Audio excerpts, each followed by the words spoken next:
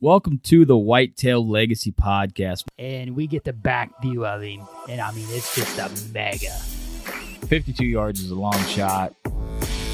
Magnum PI is what we named him. No idea. Just a magnum. Yeah, just a magnum. Come on, Cam last year, we said probably 150, mid 150. Yeah. Same doe from the morning come out with that 9-pointer.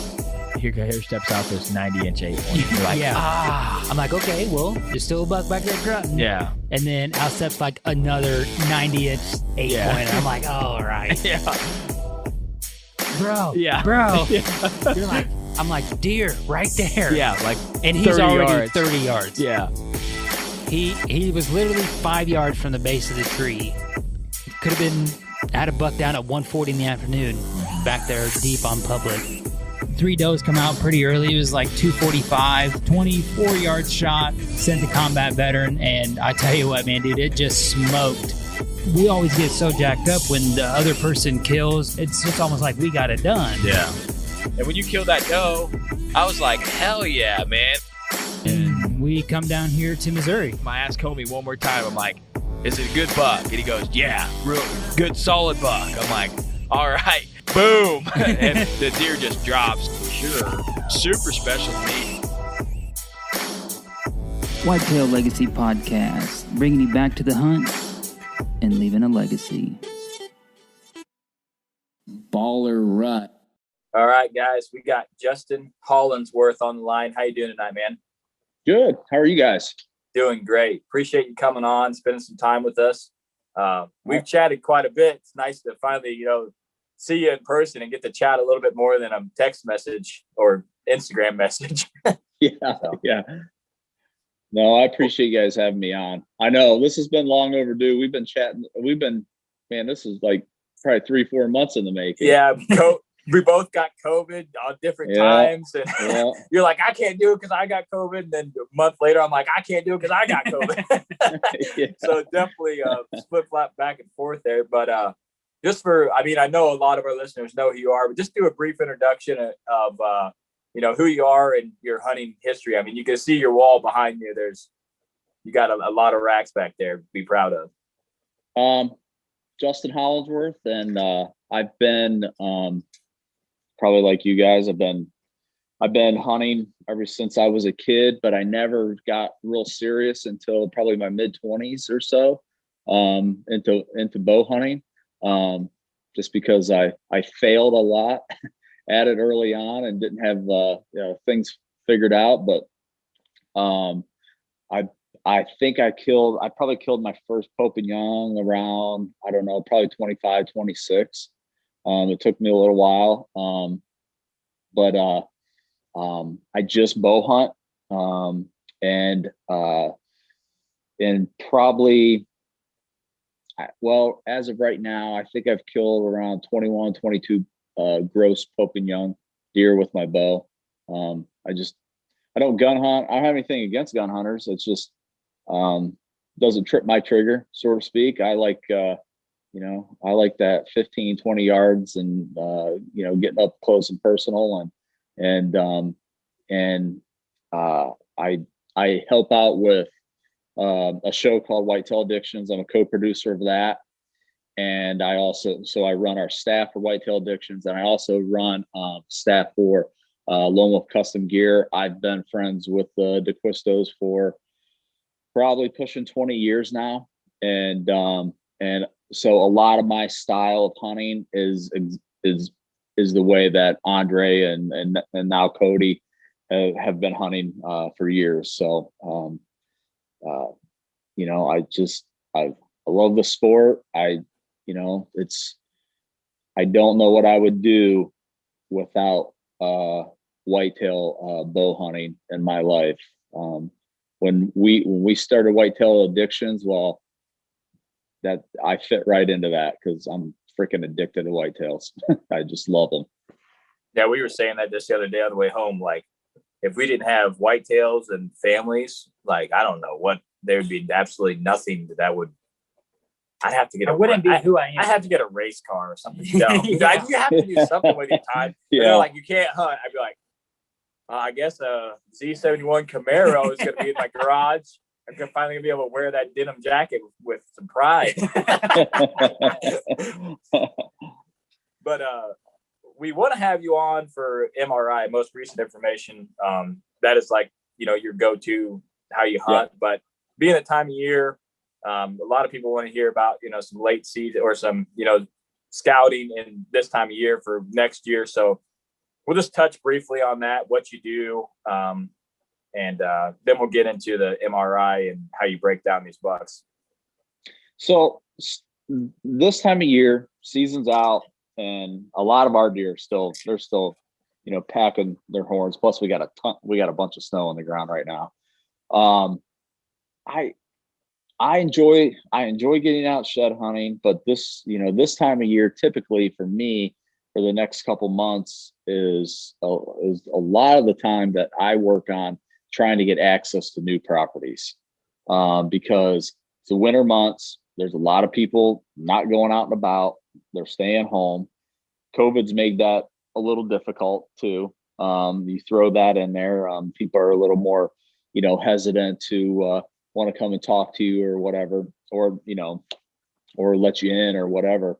I would say one of the things I probably try to do to gain access the most is maybe work an angle of maybe, I know somebody else that knows these people, or, you gotta, with the crazy world that we live in, you gotta gain a trust with the landowner to, even consider the idea of letting you, hunt their property. There might be a couple years or so of me just kind of stopping by, and maybe I ask for permission to maybe run a camera, or maybe just to poke around and do a little shed hunt. Not ask for permission to hunt at all, really, not to bow hunt, because sometimes people can get a little funny. Maybe they've had bad experiences before with other guys that used to hunt their ground or whatever. But this time of year, that's really important to me. To get out and start to walk around, whether it's ground that I already have access to or that I'm trying to get access to. Don't get me wrong, I soak in, the beat down trails and the rubs and those types of things. And, and the shed's just kind of like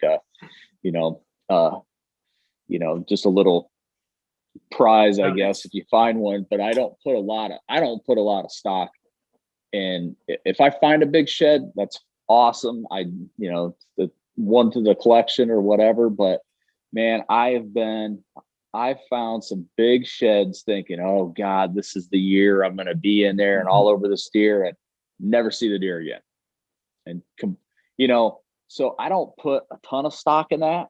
I just experienced that last year on a deer, found huge set. I was all over this deer for 2 years and was all jacked up to hunting this year, and he never showed back up. Nothing, not one picture, nothing. And so, for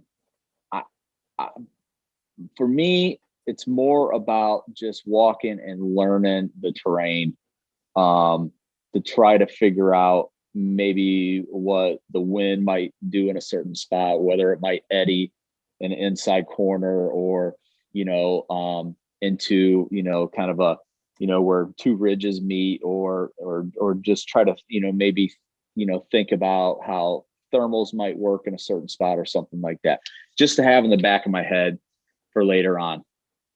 But I don't get too wrapped up in the postseason scouting, as a lot of guys do.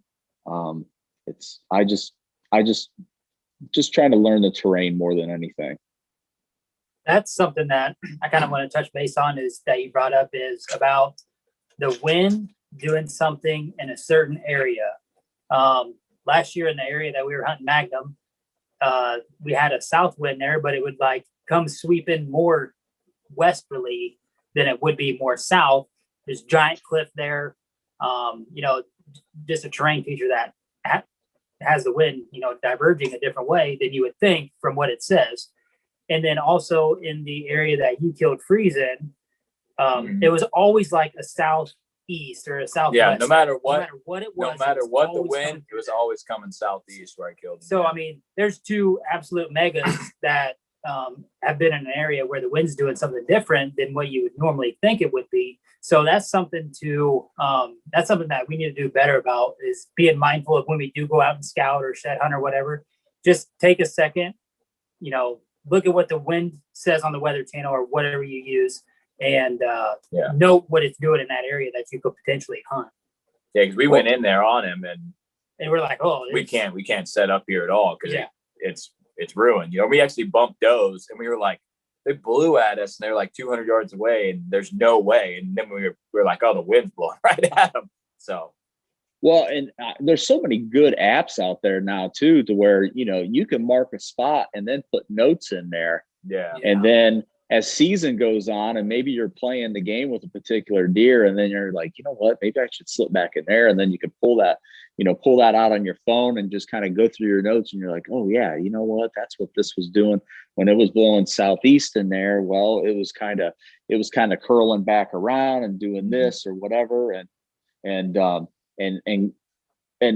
think it's kind of touchy though, because sometimes you go in there, like you'll go in there postseason, there's no foliage on, so it might do it then. But then when you go in there to hunt, you just got to kind of test it, and either you take the chance or you don't.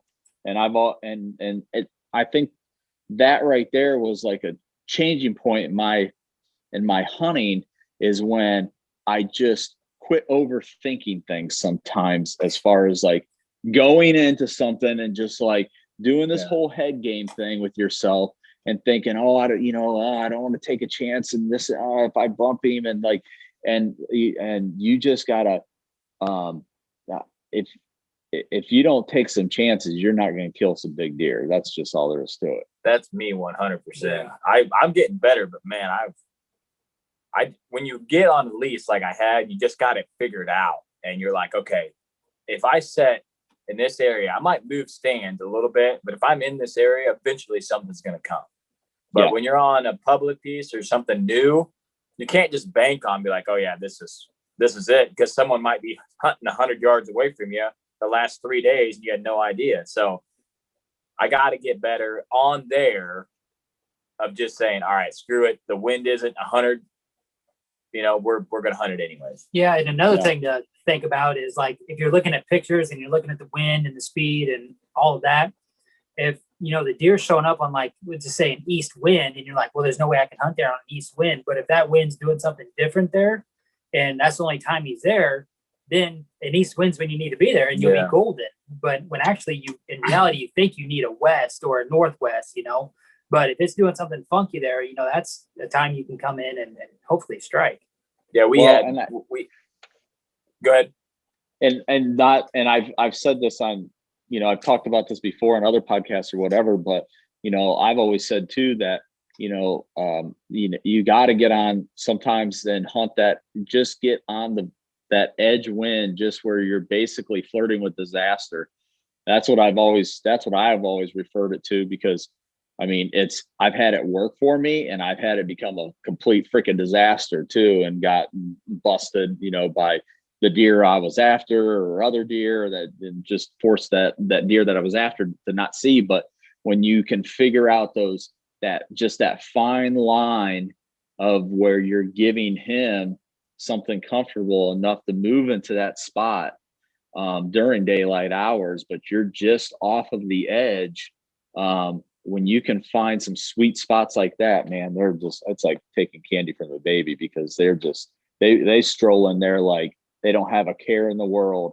And you're sitting there waiting for them. Yeah. I've had actually some pretty good success hunting on that quartering wind, really, really pushing the envelope in the rut when the time's right to kind of be more aggressive. And just like you said, it can pay off huge. But I use that wind probably in early season more than I do anything. That's when, to me, that's my bread and butter. The first 2 weeks of season. We were just talking about and using that, having you on, and to have a buck down that early, you're just like, yes. And I've been there twice in the last 6 years, and you're just like, man, it's just, we're a $2 state, so you got a solid one down. You're like, yes, this is really nice. And then the last 3-4 years, we've really struggled to get on bucks. This year we were so like, this is the year of close calls, because we were like, I missed one by like 25 minutes. You missed one by like 150 yards. I mean, we were just right there. And then the encounters we had that buck on that scrape, and then the next night we lost the property. Yeah, we lost our main lease. We had a buck hitting a scrape every night. Real, like a 150, mid 150 class 10-pointer, giant brows, beautiful high tight rack. And we were literally like, all right, tomorrow's a cold front. First cold front. We know exactly where this deer bedding. He's doing the same in and out path every freaking night, about 25 minutes after dark. Let's go.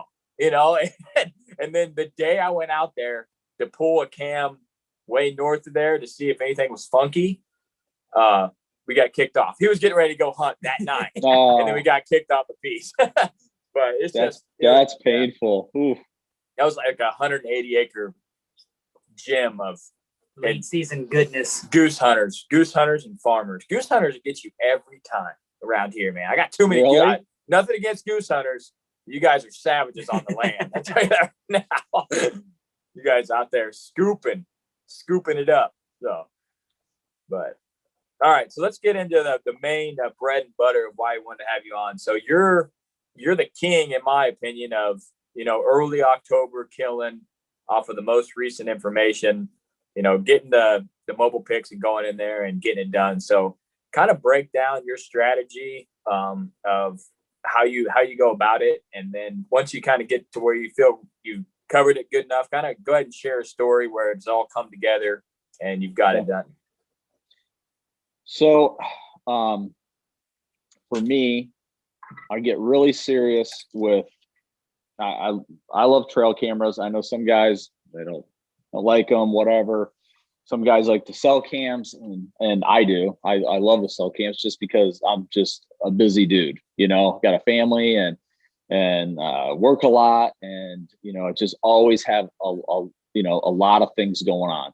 So I try to get out in June, get some cameras set up.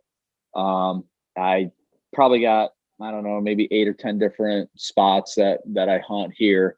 And then I have a lease with some guys out in Illinois. And so I like to get out, get these cameras set, and then just basically acquire my targets. Okay, these are my, and I don't, now if I had like a 180 or 200 kind of class deer or something like that, yeah, maybe I would say, okay, that's the one deer that I'm hunting, because here in Ohio, it's a $1 state. Yeah. So once you get one down, I mean, that's it, you're done. So I usually try to get 2 or 3 that I'm interested in. And then I just keep tabs on them throughout the whole summer. And I basically, as it gets closer to that time that they're going to, as one of my friends calls it, once they rub the dumb off, meaning rub the velvet off, because it's like they're it. Yeah. I know he said it one time and I was like, dude, I love that. I never heard anybody say that before. Yeah. So I'm not taking credit to that, but that's his saying, and he's been saying it for years. But once they rub that dumb off, they become a completely different animal. Sometimes they disappear, and sometimes they move out of that spot and move back into whatever other core area they got or whatever. So I'm just trying to figure out, okay, who's staying around, who do I actually have a legit chance of getting a crack at? Because to me, I go at it hard right off the get-go. And last year I had 3 good bucks that I knew of, and that's what I was going to go after. And I had one particular deer that I'd passed him up last year, and I passed him up. It was like the first week of season last year, and I passed him up on video. And I remember I sent the video to Heath that night, and I said, I don't know, maybe I screwed up. He's a pretty good one. I said, check this out. He goes, nah. He goes, I think you did the right thing. So I was like, okay. And I thought he was probably right around 160. And I picked up his shed during shed season, and he was like, he would have been right around 158, 157, 158, somewhere around there. So I just figured he was going to blow up. And this year, I had a plot over there, and basically the only reason I had this plot was just for this deer. I mean, that was the whole reason. And I was just waiting for particular wind to hunt that deer out of. And he just got, the other two were just kind of real nocturnal. I wasn't, I'd get a picture here and there of them, and they just weren't real active. And I'm just not one to just sit around and say, well, I'll just wait on them to get active when I'm passed up an opportunity over here to kill a really good deer, So that's what I did. I just waited till he got red hot in there, based off those, that MRI, that information I was getting from those cameras. And I went in there the very first night and shot that buck when he got hot in there. But, a lot of times in that early season, I'll sit back and I'll try to wait a little bit for some things that develop on the cameras. But I also try to get maybe, like a certain wind in my favor. And I'm a big believer in the moon.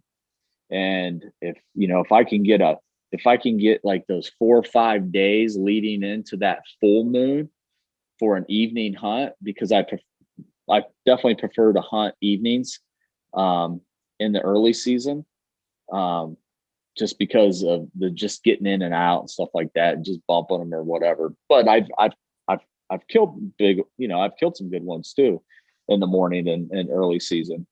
But that's just because I was tight up against their bed. But and that deer I could see this whole thing starting to develop, and he was getting earlier on that plot because that moon was forcing him to do that. And I just felt like, okay, now's the time. And I went in there and shot him the first night, and he was like the low 170s, just a nice big clean 10. Nice. I really like the idea. And this is, I think, something that we really fail on is we kind of get suckered into going after maybe one area where we know there's a lot of deer and, 2 or 3 shooters. We put all of our baskets in there, or all of our eggs in that basket. And, there's one giant in there we're after, but there's also 2 or 3 solid bucks we'd kill. But with you, you're on, 8 or 9 different pieces, and you're trying to pick 2 or 3, 4 different bucks, and then you're waiting for them to show you something. I feel like our mobile cams are all kind of in the same area, besides the one we run on private, you know what I mean? And we don't expect to get some new buck to do something completely off the wall. We kind of know what the bucks are there. But if you had 3 or 4, 5, 6 places you could hunt, spread your cameras out, and you could, this buck over here is flirting with danger, and these guys over here that you want to hunt potentially aren't really working. I mean, I think our mobiles were pretty spaced out at the beginning of last year. In the summer, yeah. They were, but once season. Well, then when we lost that. We lost the piece, so we pulled. Yeah. We pulled that, but yeah, there's 2. We run 7 mobiles. So 7 mobiles, and I wish we had 15 of them. To be honest with you, we had 2, right, and then we had 4, and then we're like 7 would be plenty. 7, yeah. Nope. You get 7, you're like, I wish I had 12. Yeah. You get 12, you're like, 20 don't sound bad. And then you're like, the mobile data pan. You're like, this is more expensive than my phone bill. Getting up there, but there's some. I like that idea of having a bunch of targets. Well, and I always look at it like this too. Like the perfect situation to me is I hate when, I'll be honest, I hate when I got 3 shooters on one place. Like, yeah, you think, okay, that's increases your odds or whatever, but I would rather just I'd rather have 1 on 3 different places, so I can mix it up and not, okay, I can go over there, and maybe this deer's hot right now, and maybe I hunted him for a little bit, and then maybe he's, now all of a sudden he's cooled down because maybe I tip my hat to him or whatever. Then I can slide in and get off of him for a little bit, maybe get on another one and hunt him a little bit too. And then that way, it gives me an opportunity just not to burn up all those places and just kind of bounce around until I get the situation that, that I'm really, really looking for. I did that a couple of years ago. I was on a deer that I went in and hunted him 2 days in a row. And I seen him the first night, and I had a doe and 2 fawns come, they want to come right underneath me and hang out. The doe got, spooked, and she took off. He didn't like it and he left. And I came back in there the very next night, and I needed an east wind to go in there to hunt that deer. And he was like, it was almost like, because of what happened the night before, I could tell he just didn't feel comfortable, like coming over where in that area where I was at. And I didn't have a lot of room to roam because it was just a really small, 5-acre piece.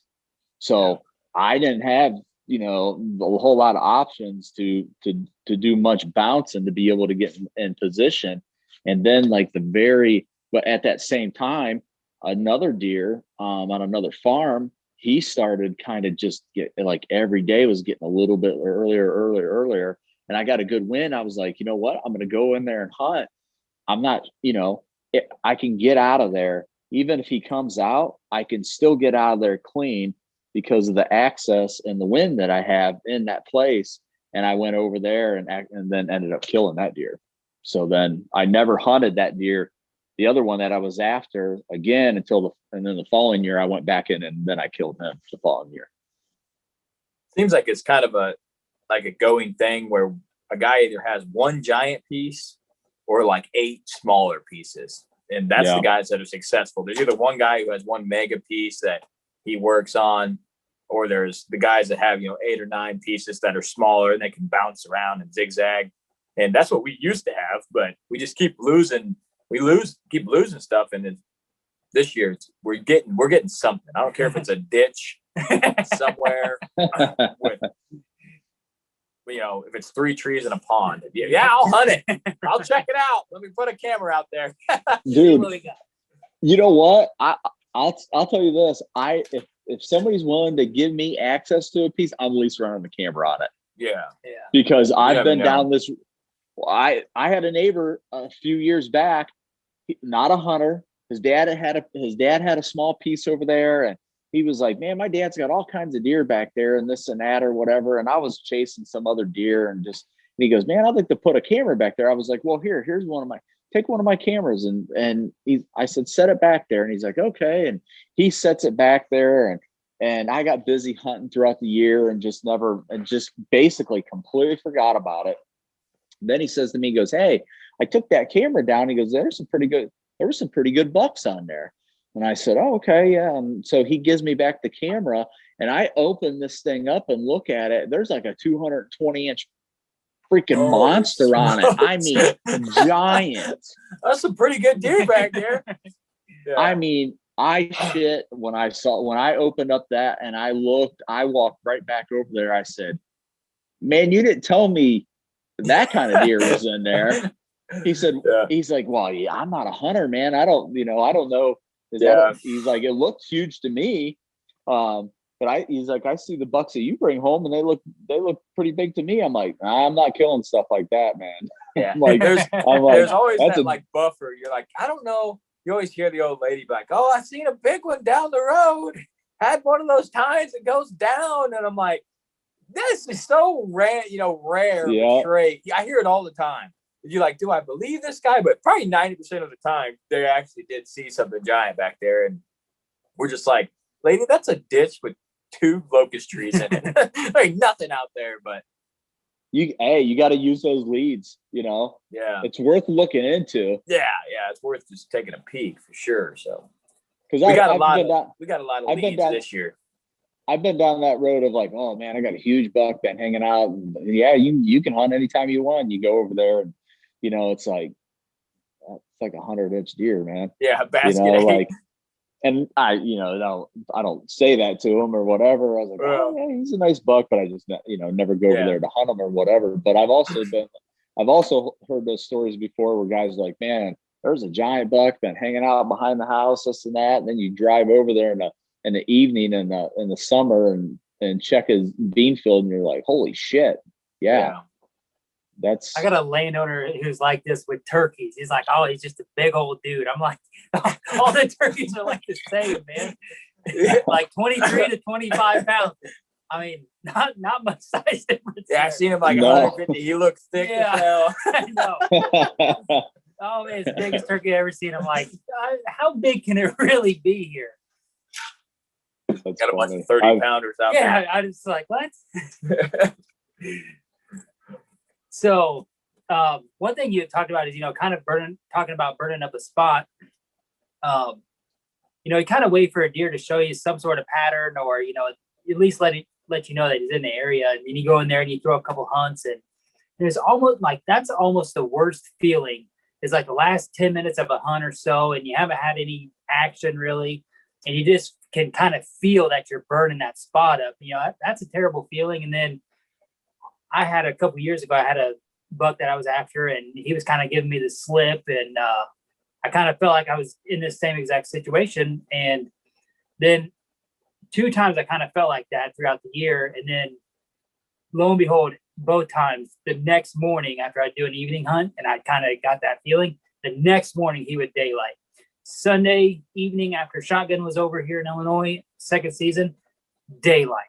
I'm like, after 18 people were out there just gangbanging the whole weekend, and the neighbors, I mean, it's war zone out there, daylight. I'm like, come on, man. Yeah. Of course I had the day off, just kind of recoup for work and shit.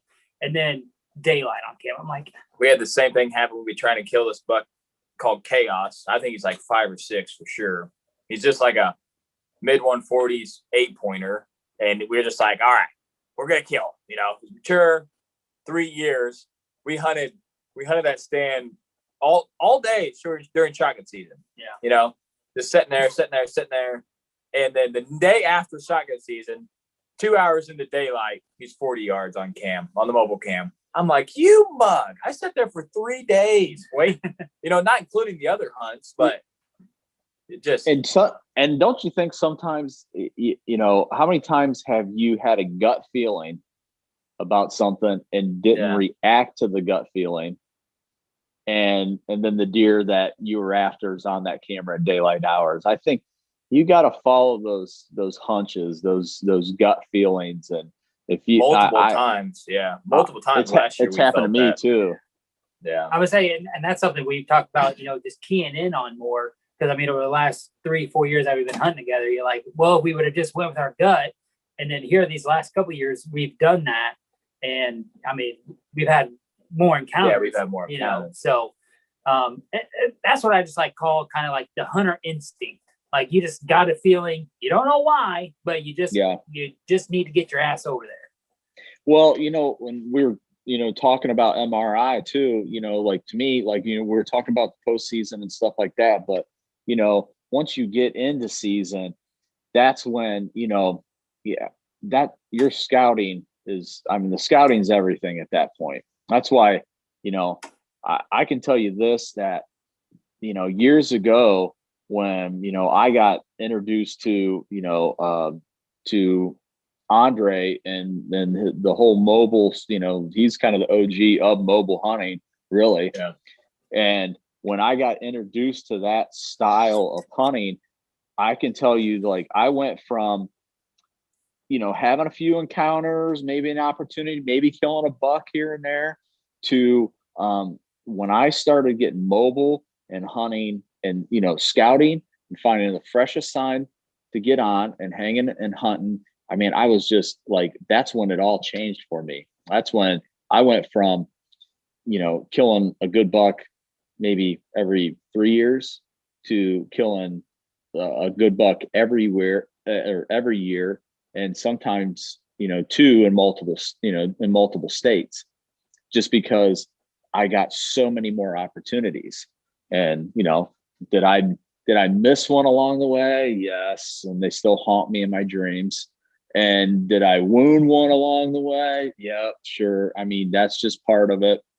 Anybody that ever says that they've never wounded one bow hunting, well, they haven't been at it long enough. It's going to happen to everybody, or you're going to miss one or whatever. It stinks. It's part of it. But those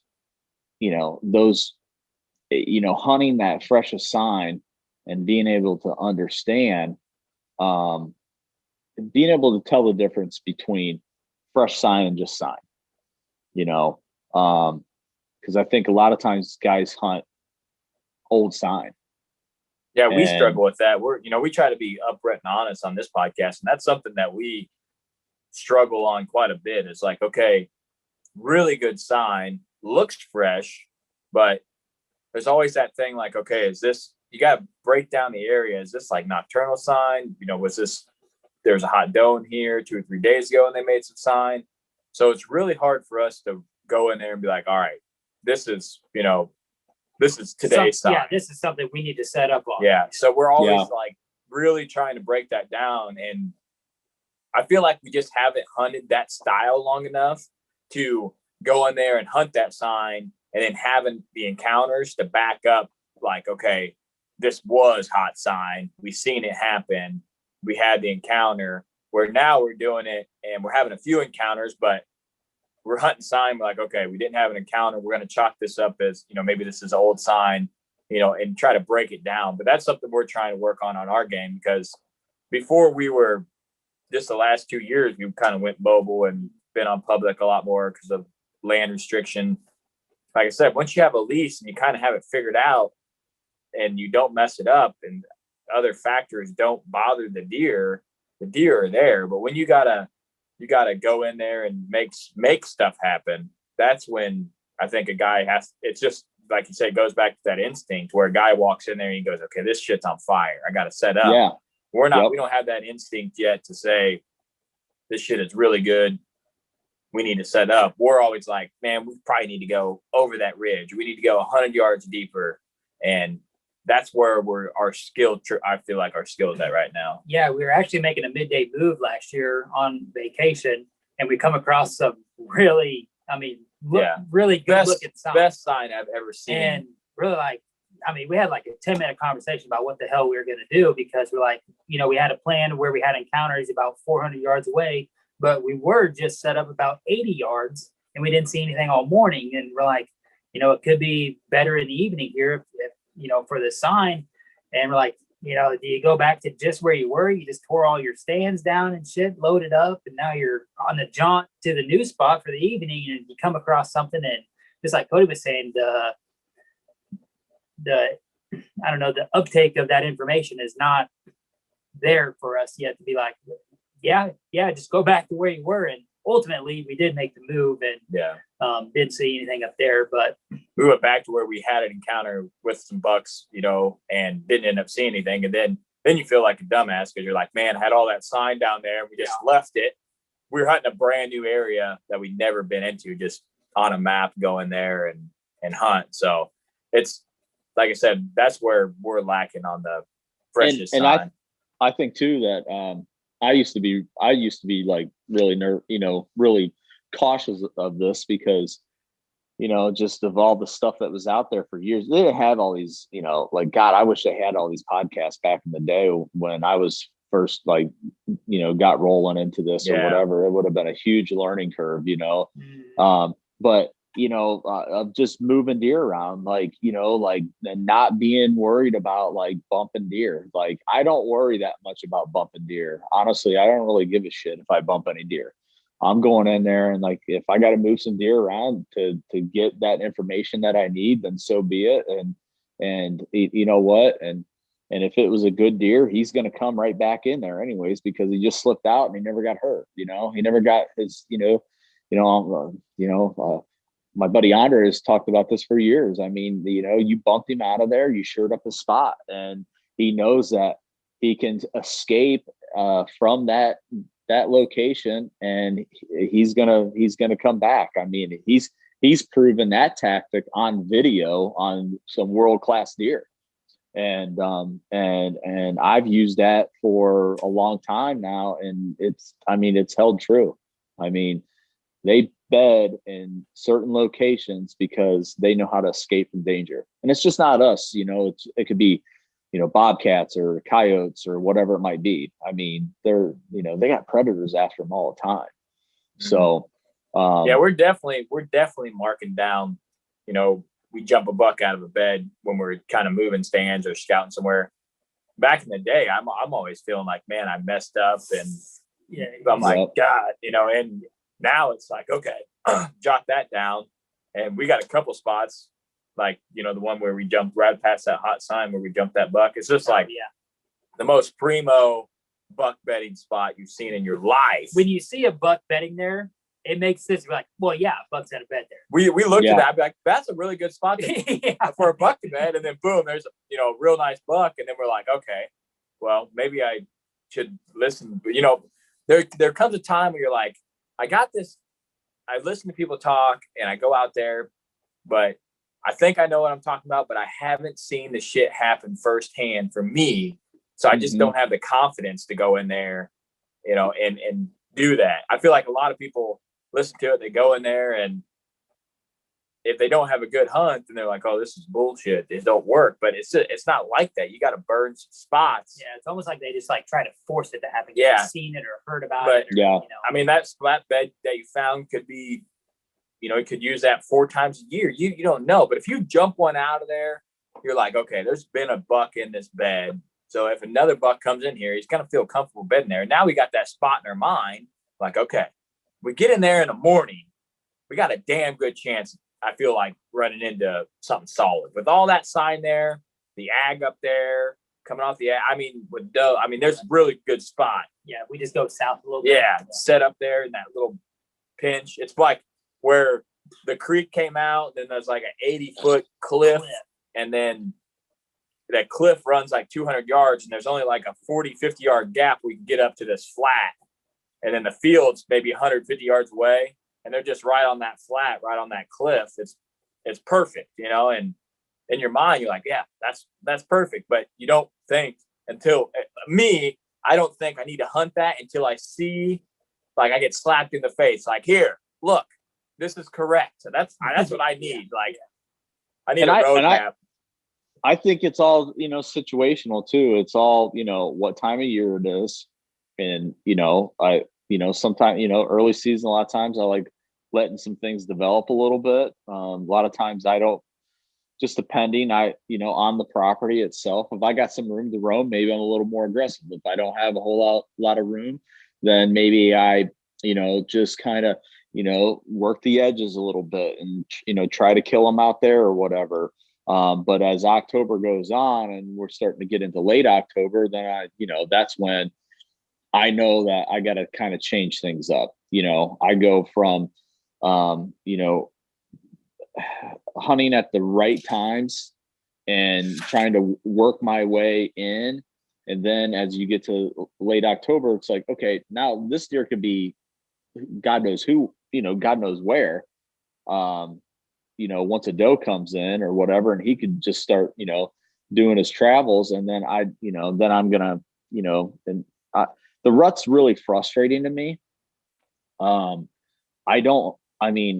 get me wrong, I've shot bucks in November, and I've killed some nice deer then, but most of my bucks have either come early season or late season, and just because you can actually pattern them, you can actually figure out what they're doing.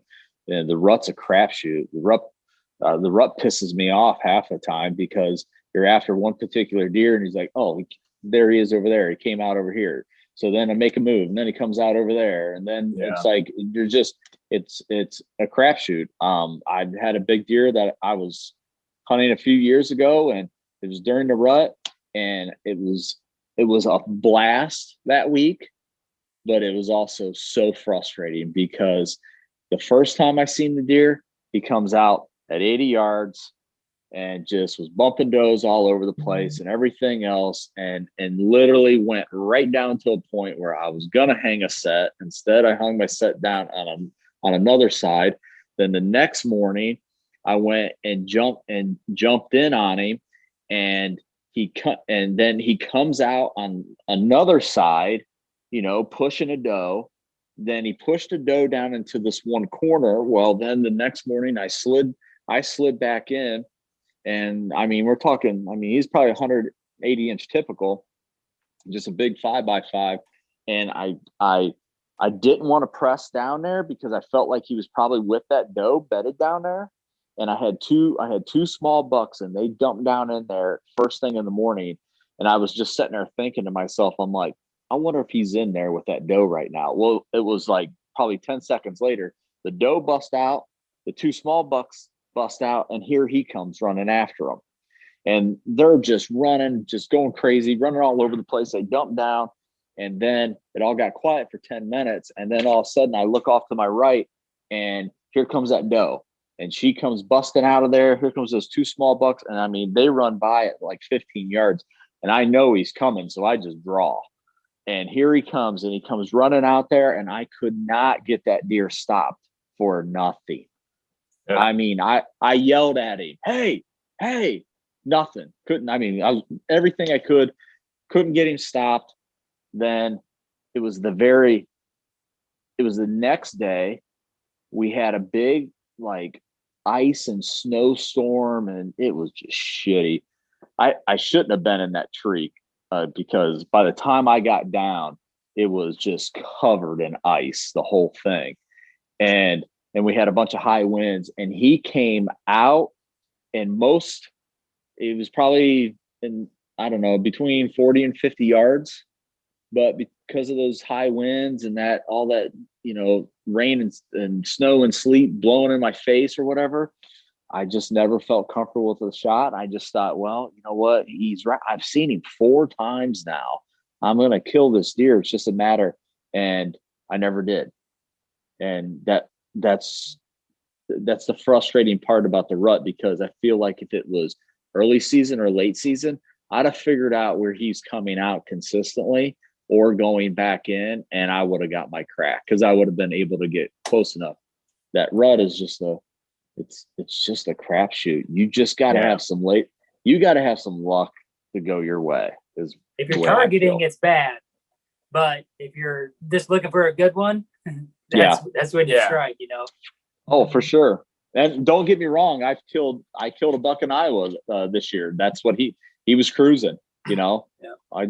I hung a set and, got in it and shot that deer in the freaking pouring rain.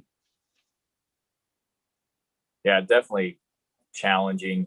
Like I said, I've killed a couple in October, and that's something we always talk about. Man, we just gotta find them and get on them in October. And we worked hard at it last year, but all the stuff we did last year is, will help us this year because we know where not to look now. So yeah, but I definitely want to have you on again, like we talked about, closer to season, and I want to break down, the mobile trail cams in the early season and really dive deep in a lot of the tactics that you're using and how you're setting up on these deer, how close. So listeners can be excited for that. But to kind of finish us off here, I wanted to start doing something like a life lesson. It could be hunting related, it could be work or whatever. So what do you got for our listeners if you could give them one piece of knowledge that might help them out? And I've said this before, that I think one of the things that is always going to help you just be a better hunter is you have to get uncomfortable, and you have to get out of your comfort zone. And if you just stay comfortable all the time in that cozy little spot and you're still not having that success, I think that you need to get uncomfortable, do some things that you typically wouldn't do, and take some chances. Man, that would hit hard. That's exactly that. I needed to hear that. That was just for you. That was just for me, I think. That you're just so comfortable with killing, and then when, like, in your mind, you're not like, I'm gonna lose 3 pieces. That's gonna happen. But then it happens, and you're like, shit. Now, and you lose those 3-4 years you could have been honing that skill, and now you're 3-4 years behind. So, and the only way to learn is to get uncomfortable and mess up, just like starting over when you first started hunting, so. I've messed up a ton. I mean, I think I probably, honestly, I think about the deer that I've screwed up on more than the ones I've ever shot.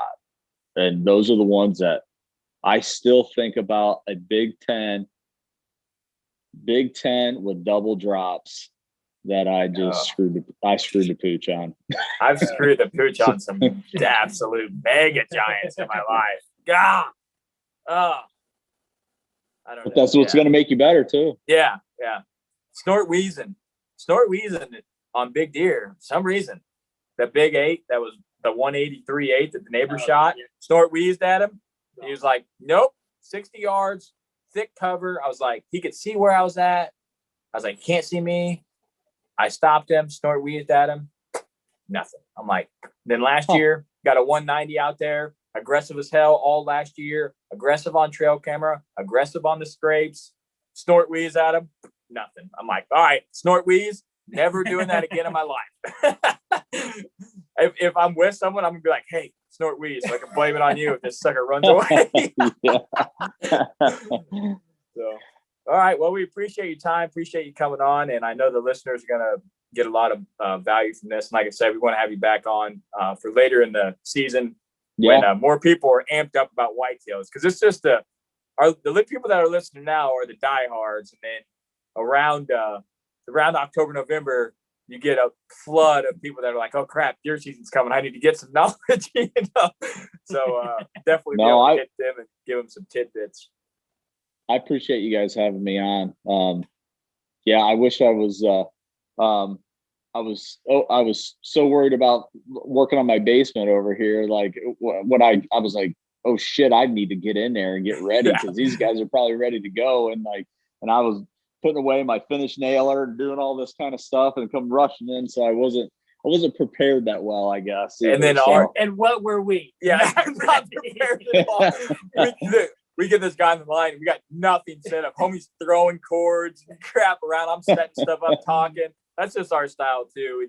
When you have jobs and kids and try to do this kind of stuff, it's hard. So like I said, we appreciate you taking the time out of your night. But we'll end it here.